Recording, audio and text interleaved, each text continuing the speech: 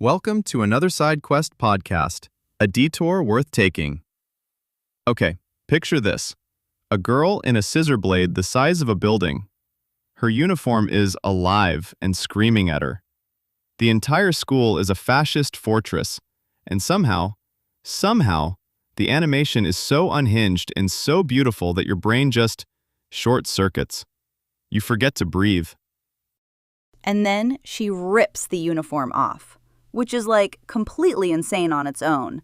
And she comes back even more powerful, and you're just sitting there like, is this legal? Should someone be checking on the animators? That's Kill la Kill. That's Studio Trigger. And today, we are going deep. We are so deep. I've been waiting for this one. I've been pacing. This is the studio that looked at every convention in anime production, looked the rules dead in the eyes, and said, respectfully, no. Not even respectfully. They said it with the energy of someone flipping a table at a dinner party. Okay, they are the wild, hyper-stylized rebels of anime. And by the time we're done today, if you've never watched a Trigger show, you will be running to fix that. Let's go. So let's talk about where Trigger actually comes from, because the origin story matters here. Studio Trigger was founded in 2011. Two key names, Hiroyuki Imaishi and Masahiko Otsuka. Both were veterans of GAINAX, which, if you know your anime history, is basically the legendary house that built Evangelion and Gurren Lagann. So they already came in with a reputation. They weren't starting from zero. They were arriving with credentials and a very specific chip on their shoulder. Exactly. And the move that announced them to the world, properly announced them, was Inferno Cop in 2012. Which is, I don't even know how to describe Inferno Cop. It's a cop. He's on fire. The animation budget is, I want to say, $-. And it's genius. It's intentionally absurd, and it commits so hard that it wraps all the way back around to being incredible.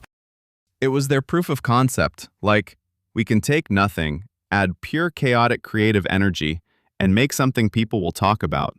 But then 2013 hits, Kill la Kill drops, and overnight, Trigger isn't an indie curiosity anymore. They're a statement. It was a moment. The industry felt it. Okay, so here's the part of this conversation I personally love. What does Trigger animation actually look like? Because if you've seen it, you know. There's something visceral and immediate about it. It's almost violent? The frames themselves are aggressive. The movement isn't smooth in the traditional polished sense. It's purposefully rough, exaggerated, and electric. That's such a good way to put it. The technical term you'll hear is limited animation used expressively. Most studios treat limited animation as a budget constraint, something to hide. Trigger leans into it like a weapon. Hold on. They'll hold a frame for half a second, dead still, and then explode into motion. And that contrast is what makes it hit so hard. The color work is also it's bold in a way that feels almost reckless, saturated, clashing, high contrast.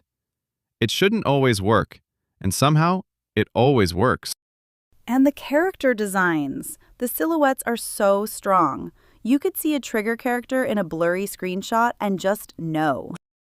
Imaishi's direction specifically has this quality where the camera feels like it's also panicking. It's not a static, composed shot. It's tilted, it's zooming. It's like the camera operator is also emotionally invested in what's happening.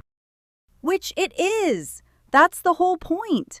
Everything in a Trigger production is turned up to 11, and the camera is not exempt from that. And on the production philosophy side, they've been deliberately smaller than the major studios. That's intentional. Staying lean means every project gets the full focus of the creative team. There's no assembly line mentality. Which you can feel. You can feel the specificity. Someone made a choice about every single frame. 100%. Now, the masterminds. We mentioned Imaishi, but his co-founder Otsuka is equally essential to the business side of what makes Trigger sustainable as a studio. On the creative end, character designer Sushio, who was the lead on Kill la Kill, help define that immediately recognizable trigger character look.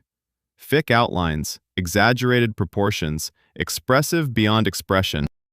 Sushio's designs are almost like they exist at the edge of what anatomy allows, and then they take one more step past it. And it's perfect for the kind of stories Trigger tells. Flagship works, we have to run through them. Kill la Kill, Kisniver, Little Witch Academia, which, by the way, I have thoughts on and will be sharing those thoughts shortly. Oh, I know you will.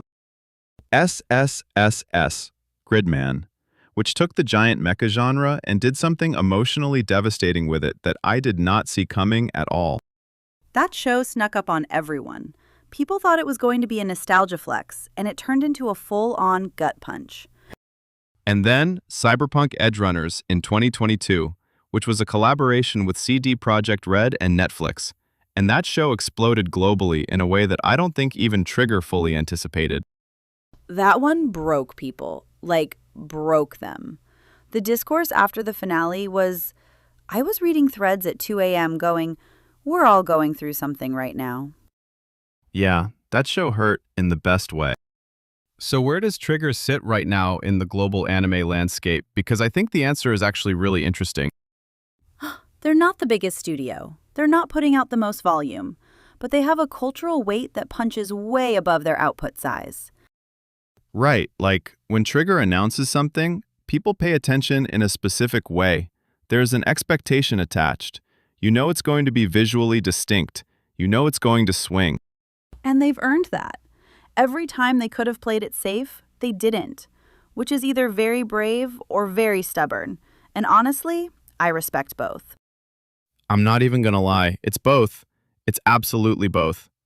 And looking forward, Trigger has Panty and Stocking with Garter Belt Season 2 finally in production, which has been a long time coming. A long time. The wait has been unhinged. People have been asking for that show back for over a decade. And they've got Leo, a Promare story on the horizon, expanding the Promare universe, which has an absolutely devoted fan base. The theatrical run of Promare in 2019 was already a spectacle. The idea of more of that world is genuinely exciting. Promare fans are not calm people. I say that with full respect. They are not calm. The passion is real, and I think what's genuinely exciting about Trigger's future is that they've never shown signs of softening their approach to please a broader market. They're still making the thing they want to make. And for a studio that's been at it for over a decade, that's rare. Nope.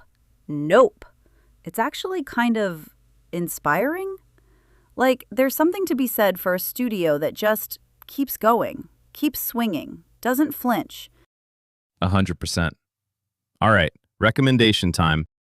Okay, so if you've never watched a Trigger show and this whole conversation has you curious, my on-ramp recommendation is Little Witch Academia. It started as a short film, became a series, and it is just warm and joyful and beautifully animated without being as chaotic as some of their heavier titles. It's about a girl who loves magic even though she has no natural talent for it, and the whole thing is about passion and persistence being more powerful than innate ability. It's such a good watch.